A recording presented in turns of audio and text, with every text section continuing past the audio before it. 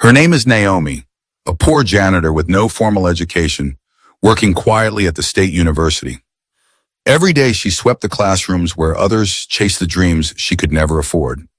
But one day everything changed. The vice chancellor announced a challenge, a question so difficult that no student could solve it. Days passed, and no one came close. Until one night, while cleaning the hall, Naomi stumbled upon the unsolved problem.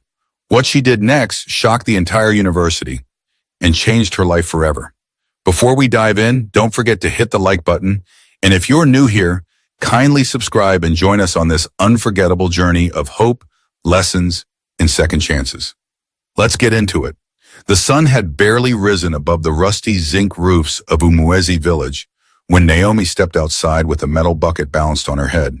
The morning air was cold, crisp, and silent, except for the distant bleating of goats and the echoing clang of pestles from women pounding yam.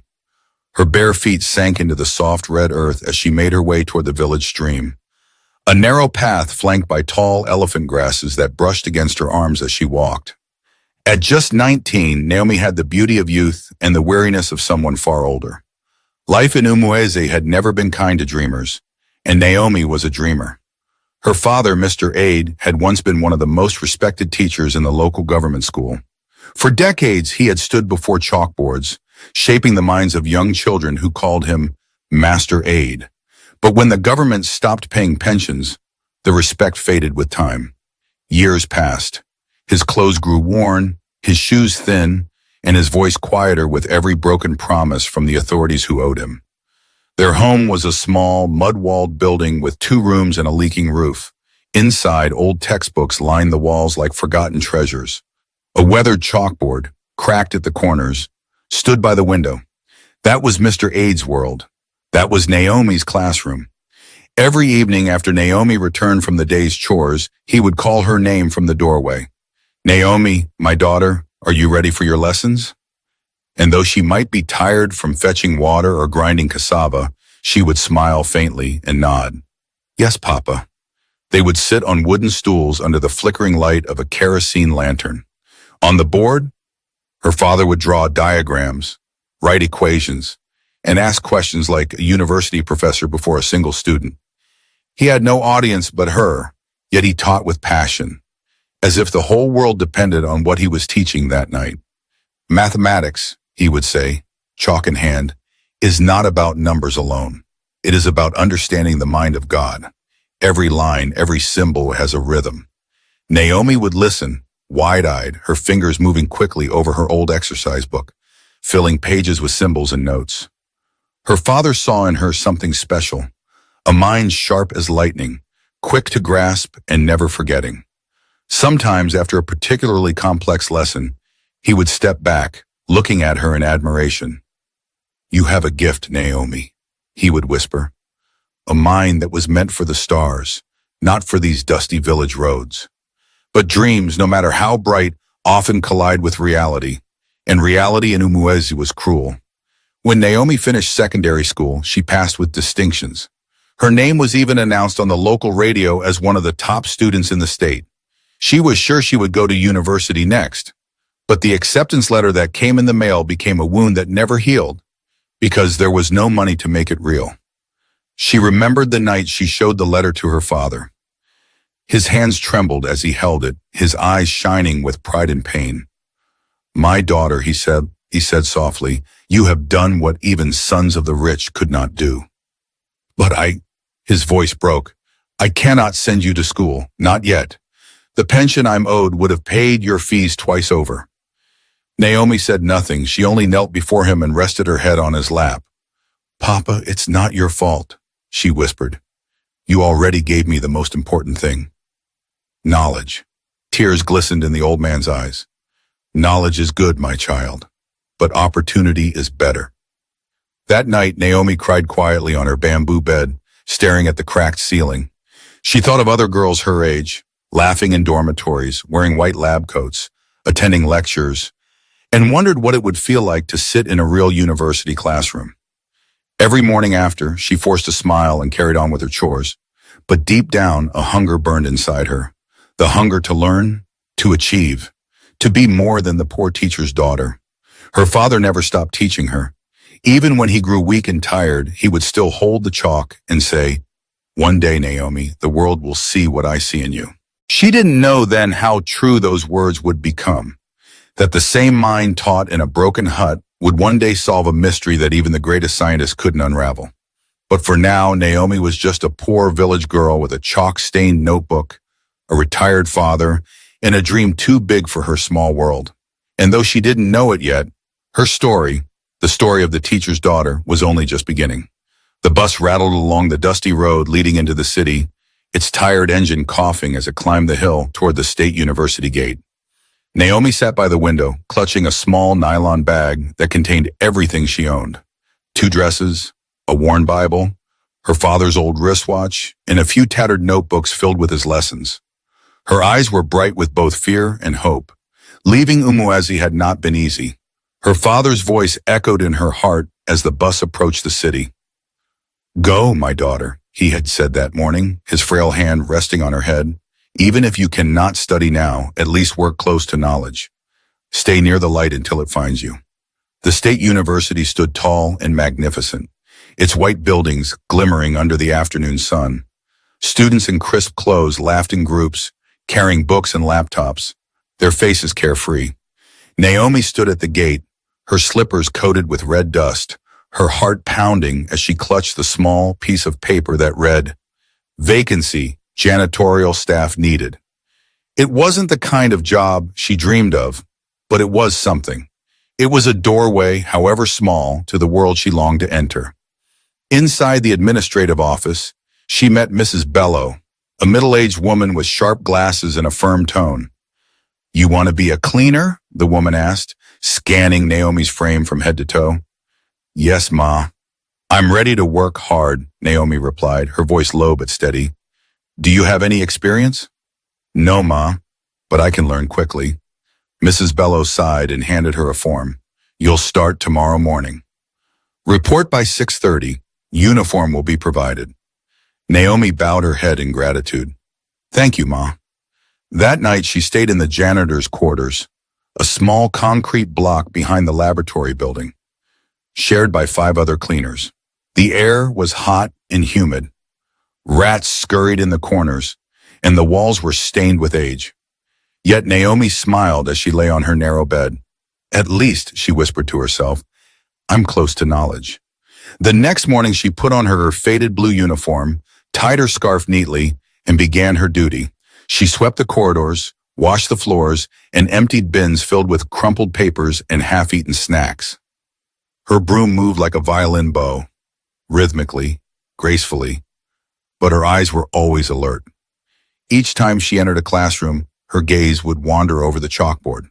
Equations, diagrams, theories, strange symbols that made her heart race. Sometimes she would pause, staring long enough for the head cleaner, Mama Rose, to scold her. "Naomi, stop daydreaming, I beg. You go lose this job, oh." "I'm sorry, Ma," she'd reply quickly, returning to her work. But her mind stayed with the equations. During her breaks, while others chatted or slept, Naomi would quietly pick up discarded notes and textbooks left behind by students. She would clean them, smooth out the wrinkles, and read every word under the shade of a mango tree. At night after her shift, she'd light a small candle in her room and continue reading. The university became her classroom. The students, her silent teachers.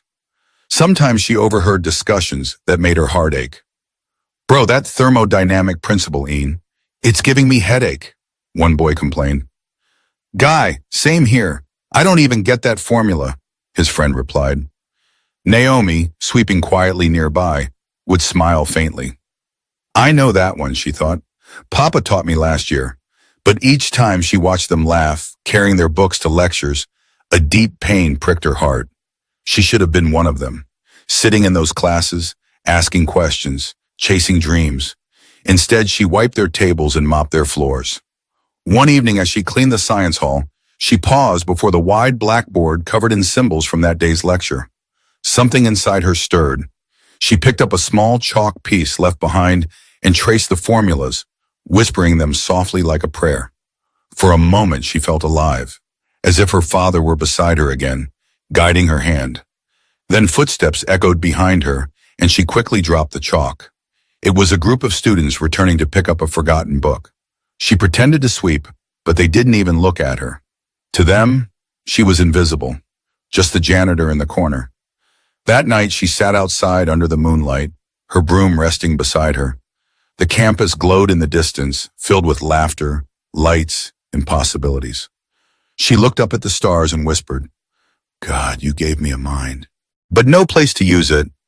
Why? Tears rolled down her cheeks, mixing with the dust on her face. Yet even in her sadness, there was a quiet resolve.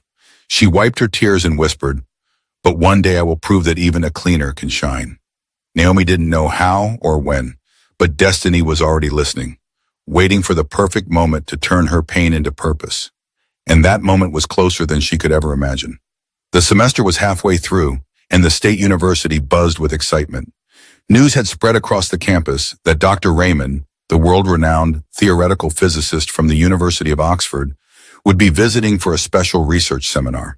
His work on quantum mechanics and energy transformation had earned him international fame. For many students, it was a dream come true. The chance to meet a man whose name was written in their textbooks, Naomi, though only a janitor, could feel the shift in the air. Every classroom was freshly polished, every corridor scrubbed spotless. The entire janitorial staff was put on alert. "We must make this place shine like heaven," Mrs. Bello had said sternly during morning briefing. Naomi nodded silently, clutching her broom like a sword. She loved days like this, days that brought her closer to knowledge. She didn't know who Dr. Raymond was, but she could sense he was someone important. That morning, the university auditorium overflowed with students, professors, and reporters. Naomi, standing quietly at the back with her mop, watched as the tall, silver-haired scientist walked in, surrounded by the dean and other senior staff. He spoke with a calm authority that commanded respect. "My dear students," Dr. Raymond began, his voice carrying through the hall, "science is not about what you know. It is about how you think. Intelligence is not measured by memory, but by imagination." Naomi's heart stirred. Imagination. That word echoed in her mind like music. Then came the challenge. Dr. Raymond turned to the whiteboard behind him and wrote a long equation, symbols so complex that even the professors leaned forward. He explained that it was a modern adaptation of an unsolved problem in theoretical physics, one that had baffled scientists for decades. "Whoever solves this," he said, smiling, "will not only make history, but change the world of science forever." The room erupted in murmurs, cameras flashed, students whispered to one another in excitement. After the seminar, he left the equation written on the whiteboard, daring anyone brave enough to attempt it. For the next few days, the university buzzed with feverish energy. Groups of science students filled the classrooms, scribbling formulas, drawing diagrams, and arguing deep into the night. Even postgraduate students joined in, trying to impress Dr. Raymond. Yet, despite their efforts, no one could find the solution. Naomi, meanwhile, continued her silent duty, sweeping the lecture halls each night and after the students left.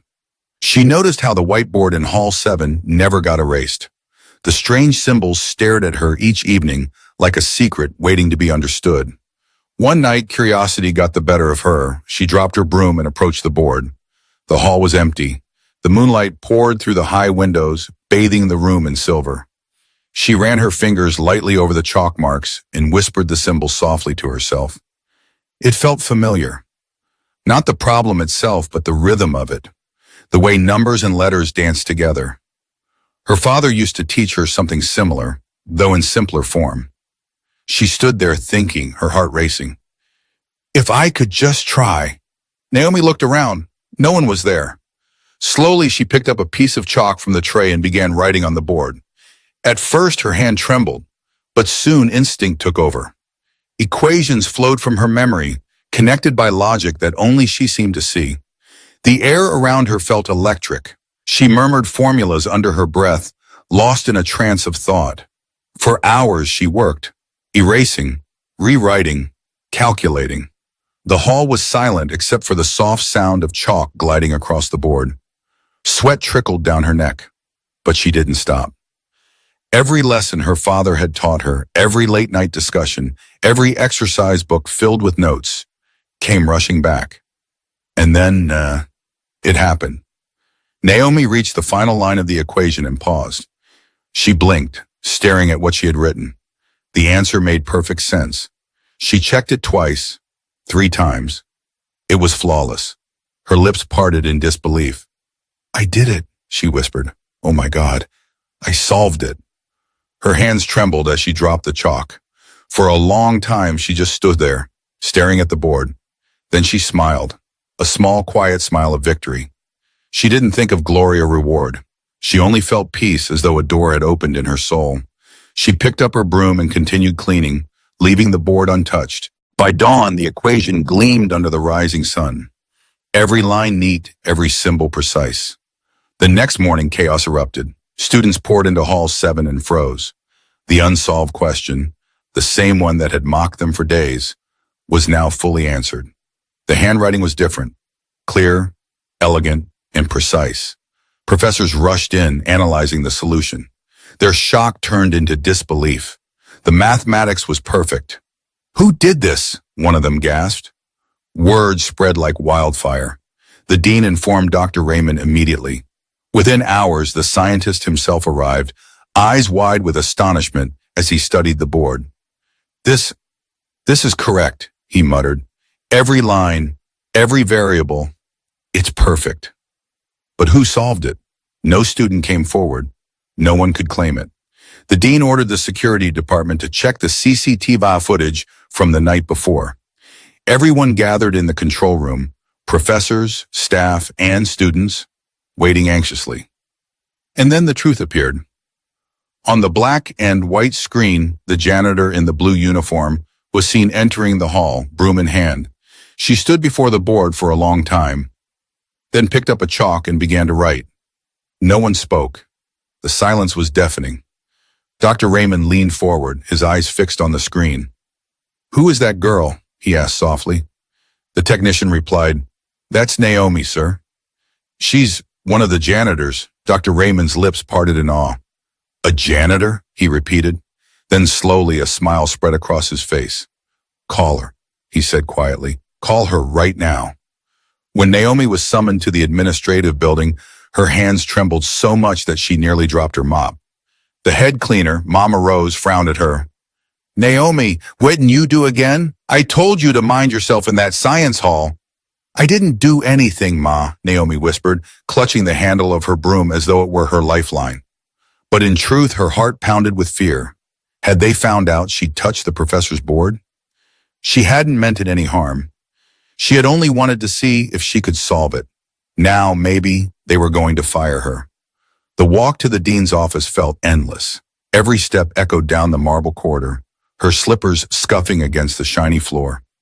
Students passed by, laughing and chattering, not knowing that the quiet janitor walking among them had just done something that would soon shake the entire academic world. When she reached the office door, the secretary gestured for her to wait. Through the frosted glass, Naomi could see silhouettes. The dean, 2 professors, and a tall man with gray hair who stood apart from the rest. She didn't know it yet, but that was Dr. Raymond, the man whose challenge she had unknowingly conquered. "Naomi Adey," the secretary finally called. "Yes, Ma," Naomi said, her voice trembling. "They're waiting for you."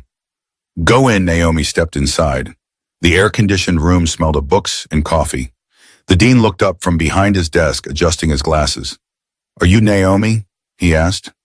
"Yes, sir," she whispered, bowing slightly. "Sit down." She perched nervously on the edge of a chair, her eyes darting from one professor to another. None of them smiled. Then Dr. Raymond spoke. His voice was calm but curious. "You work here as a janitor, correct?" "Yes, sir." "And you cleaned Hall 7 last night?" "Yes, sir." He paused for a moment, studying her face. "Naomi," he said slowly, "someone solved the equation I wrote on the board. A question that has baffled scientists for over a decade. The CCTV shows you were the only person in that hall last night. Did you solve it?" Naomi's heart stopped. Her mouth went dry. She stared at the floor, twisting her fingers nervously. I'm sorry, sir," she stammered. "I didn't mean to touch it. Please don't fire me. I was just cleaning and I saw it," and tears welled in her eyes. I didn't know what came over me. For a long moment, no one spoke. Then, to her surprise, Dr. Raymond smiled. Fire you, he said softly. Why would we fire the only person who could solve what hundreds of scholars couldn't? Naomi blinked, confused. Sir? He leaned forward, his eyes warm. You solved it, Naomi. And not by accident. Your reasoning is perfect. Your logic, brilliant. Tell me, where did you learn all this?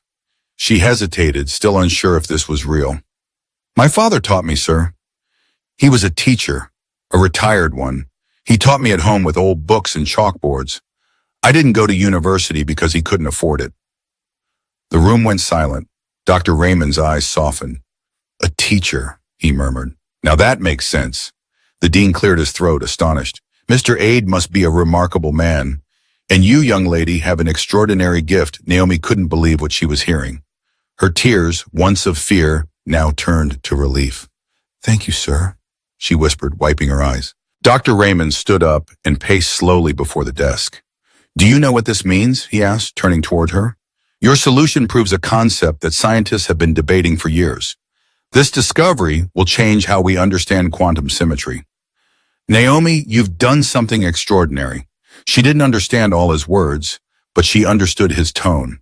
It was admiration, something she had never received from strangers before.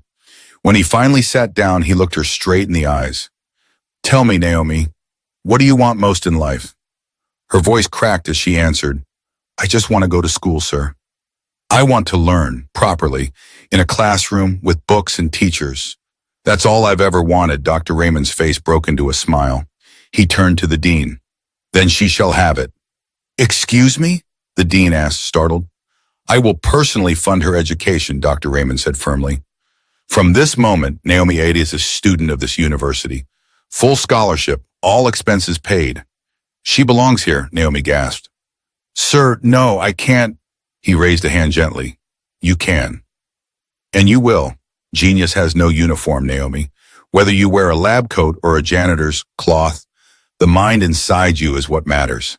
Tears streamed down her cheeks as she whispered, Thank you, sir. Thank you. By the next morning, the entire campus knew her name. The janitor genius. Students whispered in disbelief. Professors quoted her as a miracle. Even the vice chancellor called for a special press release to honor her. But for Naomi, the most emotional moment came a few days later when Dr. Raymond asked to meet her father.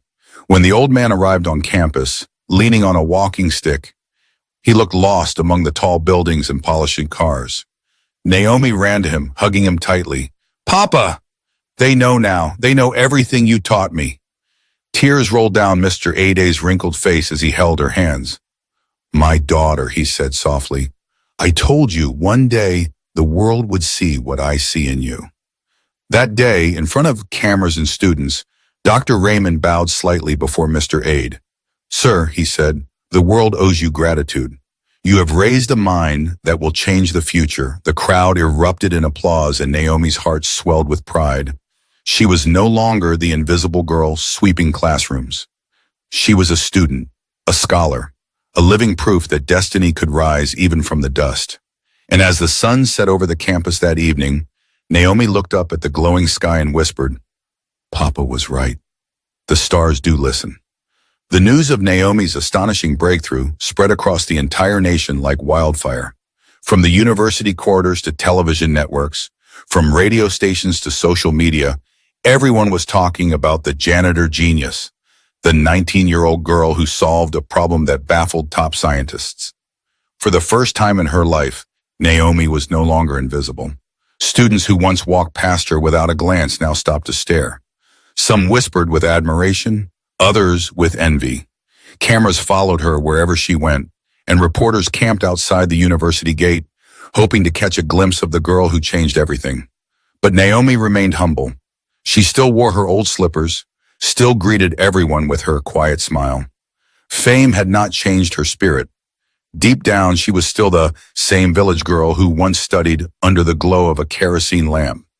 The university administration, in partnership with Dr. Raymond, organized a press conference in the main auditorium. Banners reading, Celebrating Brilliance Beyond Boundaries, hung across the hall. Naomi sat beside Dr. Raymond, her hands clasped tightly on her lap. The flashing lights of cameras made her nervous. When the vice chancellor took the microphone, his voice boomed with pride. Today, history is made. A young woman, once a janitor in our very own institution, has done what many thought impossible.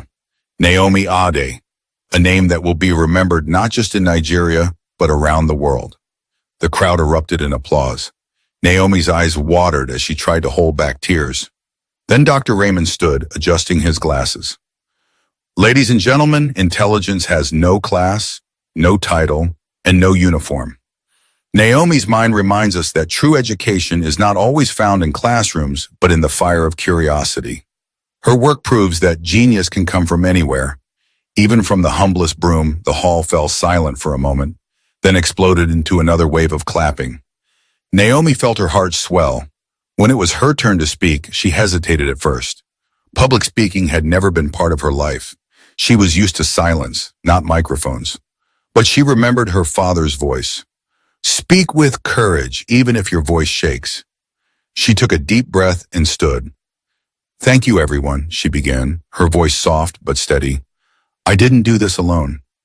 My father, Mr. Ade, taught me everything I know. We didn't have money, but we had knowledge. And he always told me that education is not about school fees. It's about hunger to learn. Her words touched hearts. Even the professors in the front row wiped their eyes. I only solved that problem, she continued, because I was curious. Because I refused to let poverty decide what I could learn. There are many like me out there, children who are intelligent but poor. If I can make it here, so can they. When she sat down, the room stood in ovation. It wasn't just applause, it was respect. That night, Naomi returned to her small janitor's room for the last time. The management had already offered her a student hostel, but before leaving, she wanted to sit in the place where it all began. The mop, the broom, and the half-broken lantern still stood by the corner. She smiled faintly. Thank you, she whispered to the room as though it could hear her. You held my tears, my dreams, and my hope. When she moved into her new hostel the next morning, the other students welcomed her warmly. They gave her notebooks, pens, and even a brand new backpack. Yet Naomi never bragged. She still helped others, tutoring classmates who struggled with equations. Meanwhile, Dr. Raymond made arrangements for her scholarship, full tuition, living expenses, and a small monthly allowance. But that wasn't all. He also ensured that her father's pension issue was raised before the State Education Board. Within weeks, the government finally paid the long overdue funds. The day Naomi told her father, he broke down in tears. My pension? He whispered. After all these years? Yes, Papa. Naomi laughed through tears. They said Dr. Raymond spoke for you. You can finally rest. The old man clasped her hands, trembling. Rest? My daughter, how can I rest when my heart is dancing? God used you to answer my prayers. The following months were like a dream. Naomi attended classes, sat among students she once cleaned for, and impressed her lecturers with her sharp mind. Every professor wanted to mentor her. Every department wanted to feature her in their research. But Naomi never forgot where she came from. One afternoon after class, she returned quietly to Hall 7, the same room where she had once solved the impossible equation. She stood before the board, remembering that night. The light filtering through the window was golden, just like it had been then. She whispered softly, it all started here, when no one was watching. Behind her, Dr. Raymond's voice came gently. That's how true discovery begins, Naomi, when no one is watching.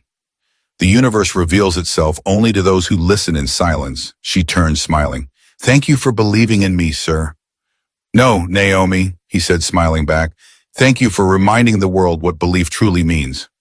As the evening sun bathed the hall in amber light, Naomi picked up a piece of chalk and wrote in small letters beneath the old equation, Genius has no uniform. It stayed there for weeks, untouched, as students passed by daily. A quiet reminder of how greatness can rise from the lowest places. That night, back in her dormitory, Naomi opened her journal and wrote a single sentence. My father taught me the formulas of life, patience, humility, and faith. And with them, I solved my destiny. She didn't know it yet, but her story was far from over. The world had only just discovered her, and destiny had even greater plans for the poor janitor with a 900 IQ. Naomi's life had changed so suddenly that sometimes she woke up wondering if she was still dreaming. Just months earlier, she had been the girl sweeping dusty lecture halls. Now she walked through the same halls wearing a white lab coat, carrying textbooks, and sitting among students who once ignored her. But while others saw a miracle, Naomi still carried quiet fears inside her heart. She was grateful, yet deeply grateful, but she sometimes wondered if she truly belonged there. The professors spoke fast, their terms heavy with scientific language. Her classmates typed on sleek laptops while she scribbled notes in her father's old exercise book. More than once, she sat at the back of the class, her eyes glazing over the formulas on the board, whispering to herself, "Don't fail, Naomi. Don't make them regret believing in you." Yet every time that fear crept in, she would remember her father's words. "You can't learn everything in one day, my daughter. Even rivers begin as trickles." So she worked harder than anyone else. She studied late into the night, revising notes under the dim hostel lamp. Her roommates sometimes laughed at her seriousness, but she didn't mind. She was living the dream her father had prayed for. One rainy evening, after a long day of lectures, Naomi received a call from the faculty secretary. "Naomi, Dr. Raymond would like to see you in his office tomorrow morning." Her heart skipped. Every time he called for her, she felt the same rush of fear and awe. Dr. Raymond was kind but intimidating, a man of few words, always precise, always observing. The next morning, Naomi arrived at his office, nervous as usual. He smiled when she entered. "Good morning, Naomi," he said warmly. "Please sit." She obeyed, folding her hands on her lap. "I've been following your progress," he began.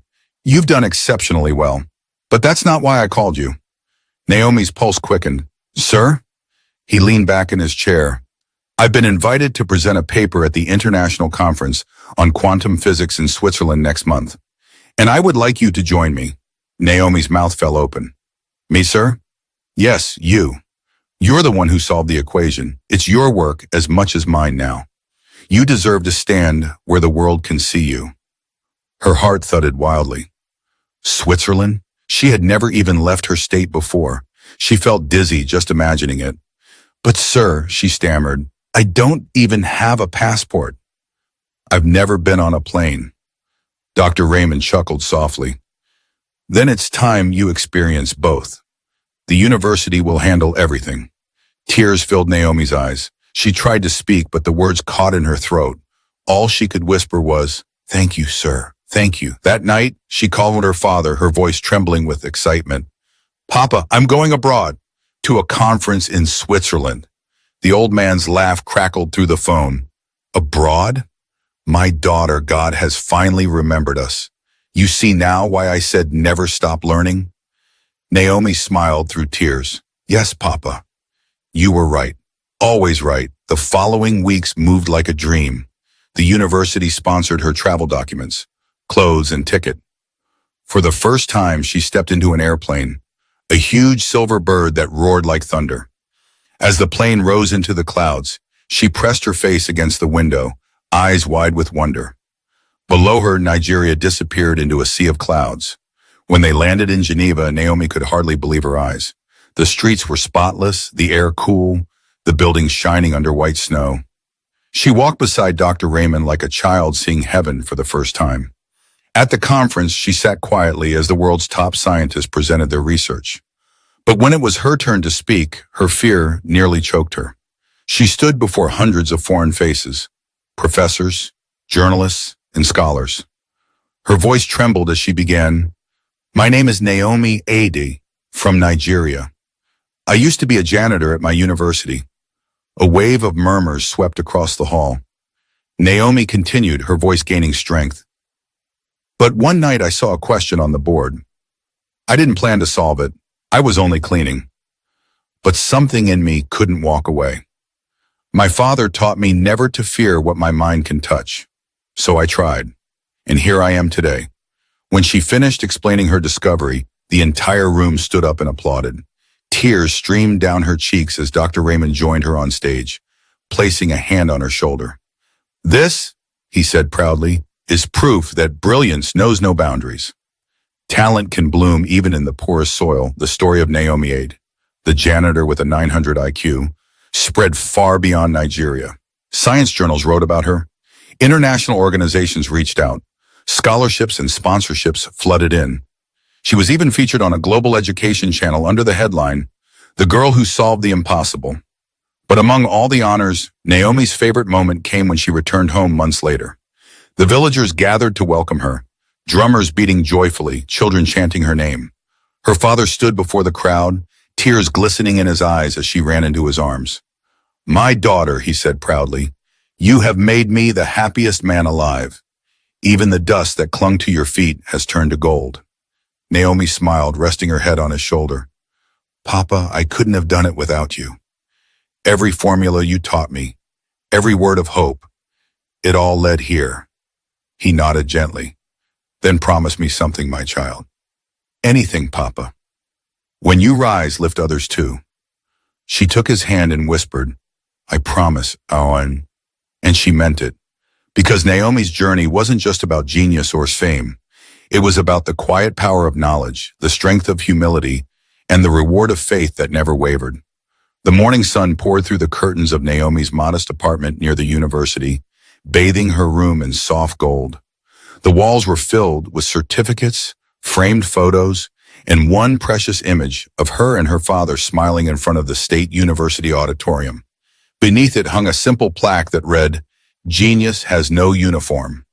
It had been 2 years since the night she solved the impossible equation. 2 years since a janitor had shaken the world of science. Life had changed dramatically, yet Naomi remained grounded. She was now a full-time student of medicine, a research assistant to Dr. Raymond, and a symbol of hope to millions of poor students across Africa. But fame had brought new responsibilities. Every week, letters arrived from young people across the country, letters from villages, small towns, and city slums. Some wrote in English, others in shaky handwriting in local dialects. They all said the same thing. "Naomi, you are our inspiration. You make us believe it's possible." She read every single one, smiling softly. She knew how it felt to be unseen, unheard, forgotten by a world that only celebrated privilege. She wanted to change that. And so, one quiet evening, while visiting her father in Umueze, Naomi shared an idea. "Papa," she said, kneeling by his chair, "I want to build something. A school. Not just any school, but one where children from poor homes can learn freely. A place where no one is turned away because of money." Mr. Aid looked at her for a long time, his wrinkled hands trembling with emotion.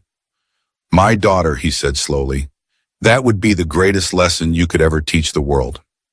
That night, Naomi wrote the name of her dream on a piece of paper.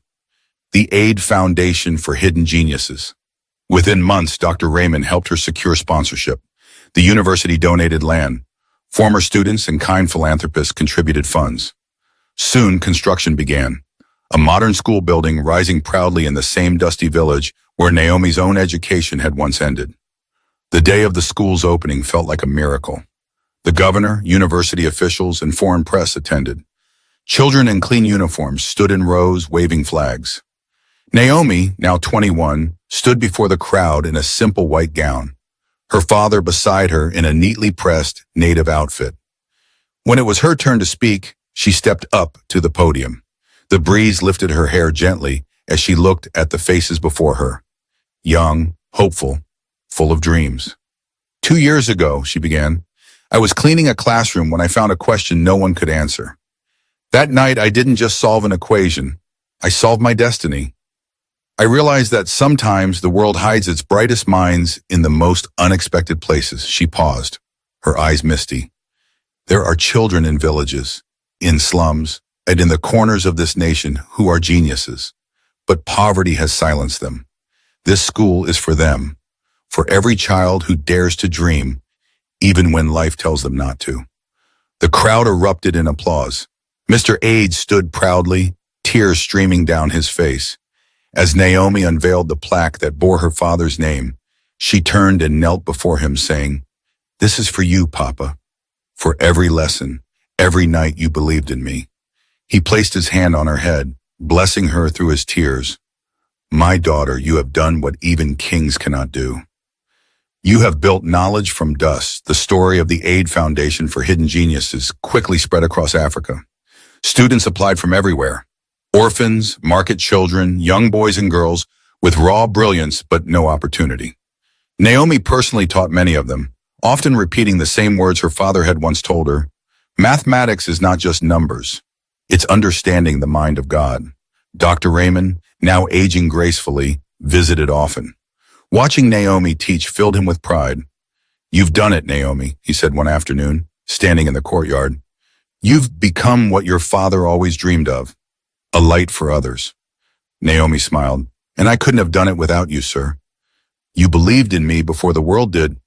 He chuckled softly. "No, my dear. I only opened a door. You were the light that walked through it." As months passed, Naomi's research gained international attention. The scientific community still hailed her equation as the odd principle, named after her and her father. Universities invited her to lecture. Prestigious journals published her work. Yet despite her growing fame, she remained devoted to her roots. She spent weekends in Umueze, sitting with her father under the mango tree, just like old times, two souls bound by the love of learning. One evening, as they sat watching the sunset, her father spoke quietly. "Naomi," he said, "my time is drawing near. I'm old and my bones are tired, but I can go in peace because I've seen my seed flourish." Naomi held his hand tightly, tears forming. "Don't say that, Papa." He smiled faintly. "Even stars fade, my child. But when they do, their light keeps shining. You are my light now. Keep shining wherever you go." A few months later, Mr. Aid passed away peacefully in his sleep, his old chalkboard resting beside his bed. The nation mourned him like a hero. At his burial, Naomi stood by his grave, holding a piece of chalk in her hand. She whispered through her tears, "I'll keep teaching, Papa. I'll keep your lessons alive." Years later, that promise blossomed into a global movement. The Aid Foundation expanded across several African countries, offering scholarships and science programs to thousands of underprivileged students. Naomi became an international ambassador for education, often called the girl who taught the world to dream. But in her heart, she remained the same, the poor janitor's daughter who once dared to pick up a piece of chalk and believe. On the 10th anniversary of her discovery, Naomi returned quietly to Hall 7. The room had been renovated, but the same board stood proudly behind glass. Beneath the framed equation were the words she had written years ago. "Genius has no uniform." She touched the glass gently, smiling through tears. "Thank you, Papa," she whispered. "We did it." The wind rustled through the open window as if answering her. She stood there for a while, eyes closed, listening to the echoes of her past. The creak of her broom, her father's voice, the whisper of chalk on board. Then she turned, lifted her chin toward the light, and walked away. No longer the poor janitor, no longer the lost girl, but the woman who had risen from dust to destiny. Moral of the story: true genius isn't born in wealth or comfort. It's born in struggle, nurtured by perseverance, and revealed through faith. Even the one holding a broom may one day hold the key to the stars. I hope you enjoyed this powerful story. Please share your thoughts and tell us what you learned in the comment section. We'd truly love to hear from you.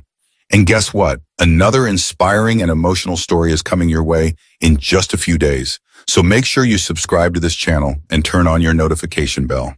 Don't forget to like this video and share it with your family and friends. Thank you so much for watching. We appreciate your support always.